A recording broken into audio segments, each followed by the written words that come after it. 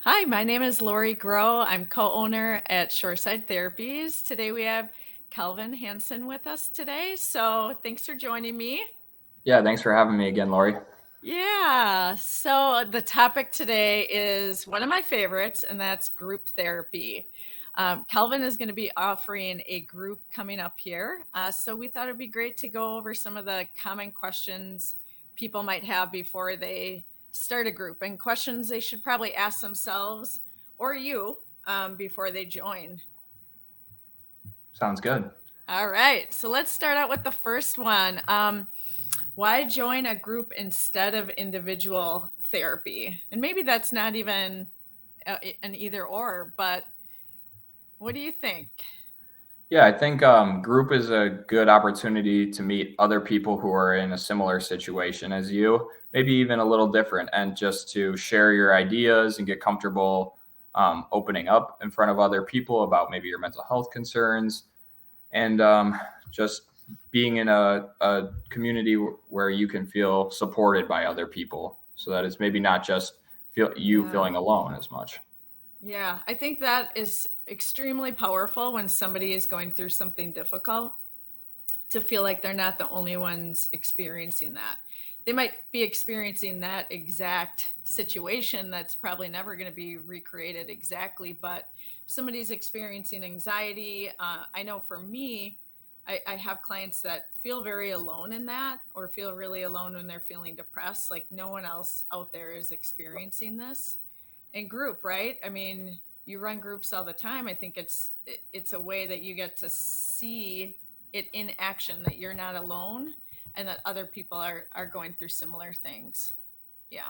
Yeah, and especially with this group, since it is from 18 to 25 years old, everyone's in the same cohort. So feeling like you're at a similar point in life as well can be helpful.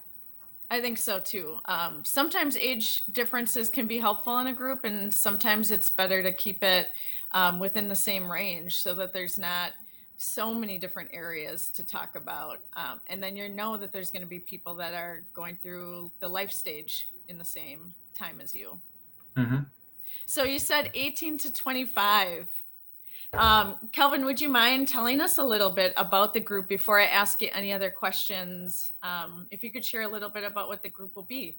Yeah, so this group is going to be focused on things like anxiety and depression, and it will be an in-person group. So we'll be meeting in the upstairs location at Shoreside Therapies in one of the offices, and it'll be an hour and a half long group. So about 45 minutes will be spent doing check-ins and allowing the clients to kind of share maybe what they're going through at the time and introduce themselves, kind of share some ideas between each other, and then the other portion of group will be spent doing something based in education. So kind of giving some skills, some knowledge, and things like that that can kind of help them in their daily lives moving forward.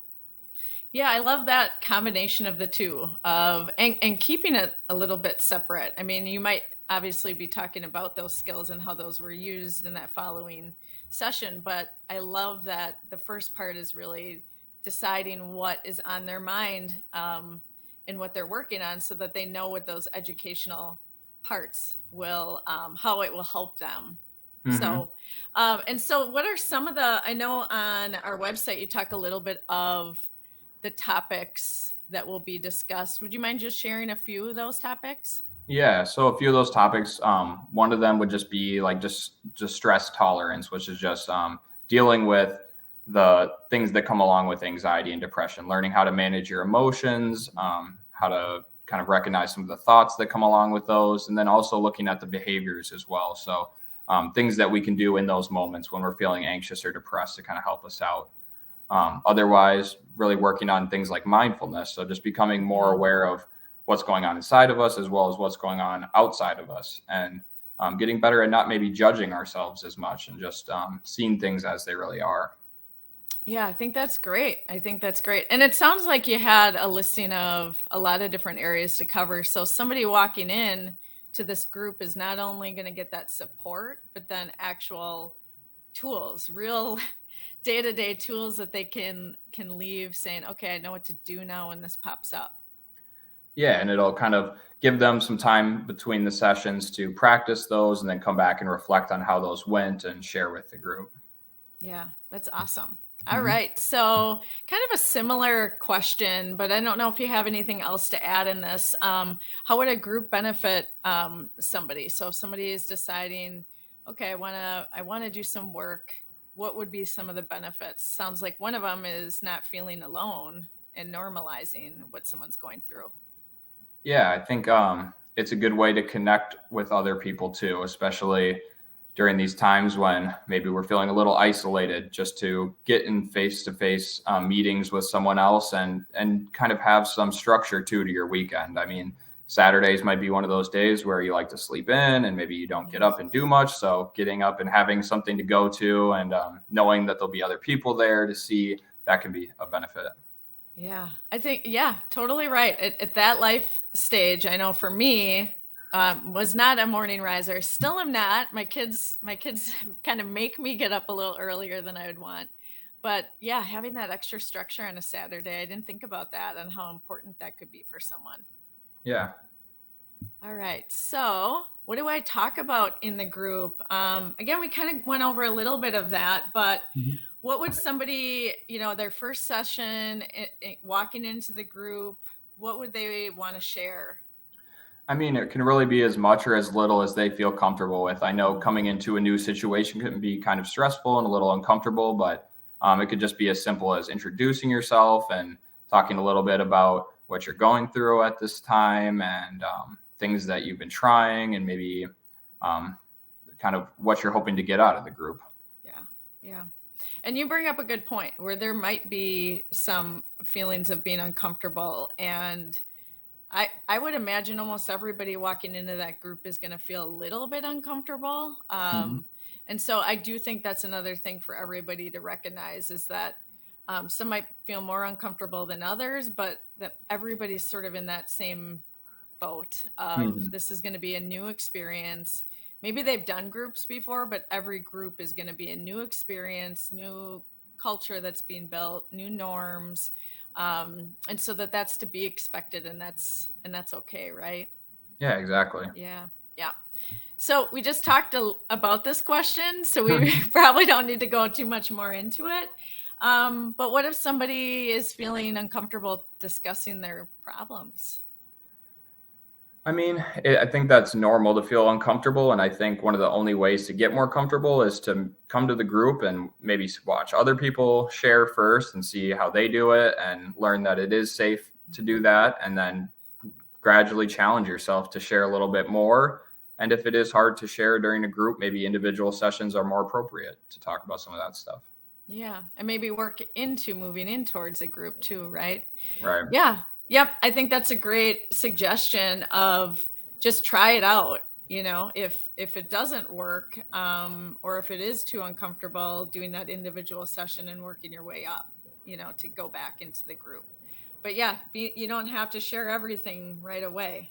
Exactly. Same with individual therapy. You don't have to dump out every single thing that's going on for you right away. If you don't feel comfortable yet, it doesn't have to be just one session that you just blah, blah, blah, blah. This is everything. Right? Yeah, exactly. It's a process and it takes time. So it's not like everything is going to change in one group, but over time, things can definitely progress. Yeah. And the more you're doing it, the more comfortable you'll be. Even if you're not talking all that much, each and every time it's going to be just a little bit easier. Yeah. All right. So this is, I think, a really important question. What I say in the group, is it confidential?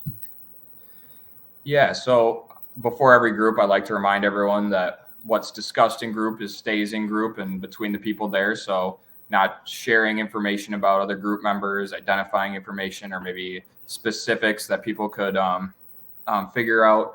So yeah, obviously it's difficult in a group setting to maintain confidentiality, but that's our ultimate goal, is to make sure that everyone feels safe and that their information is kept in that group. Yeah. Yeah. I think it's an important agreement for everybody, because otherwise change and real work can't really happen if you're feeling nervous that other people will be sharing your information. Yeah, it's definitely something that takes seriously.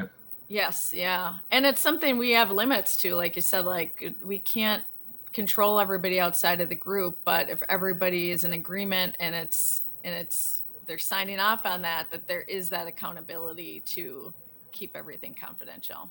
Mm-hmm. All right. So what about some misconceptions about group therapy? Do you think there are any misconceptions? Do you know of any?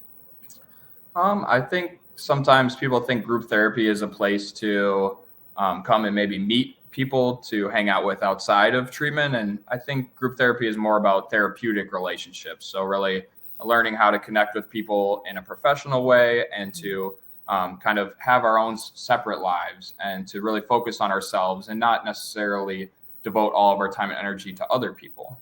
Mm-hmm, mm-hmm. Yeah. And I think too, I know I was talking with some of our other therapists recently, and, sometimes a client might say, I think my friends are feeling burdened by some of the things I want to talk about or what I'm going through in my life. And group therapy would be a really good outlet for them, so that they're feeling like this is the place that I know 100% is meant for that. And, we could challenge some of their beliefs on, are you really burdening your friends or not? That work can also be done in the group, but it might make somebody feel more comfortable if this is my social support for now for some of these more intense topics. So. Yeah, it's definitely more than even just a social support too. It's for all kinds of things. Yeah. So, Calvin, did I miss anything? Is there anything else you want to share regarding the group? Yeah, I mean, I guess I didn't mention when it starts. So we'll be starting on Saturday, July 9th. So we'll be meeting on Saturdays at noon until 1:30. I'm also offering a little discount for anyone who wants to enroll before the first session, just to kind of get the group numbers up before we get going. And I guess I encourage people to come and try it out and see how they feel.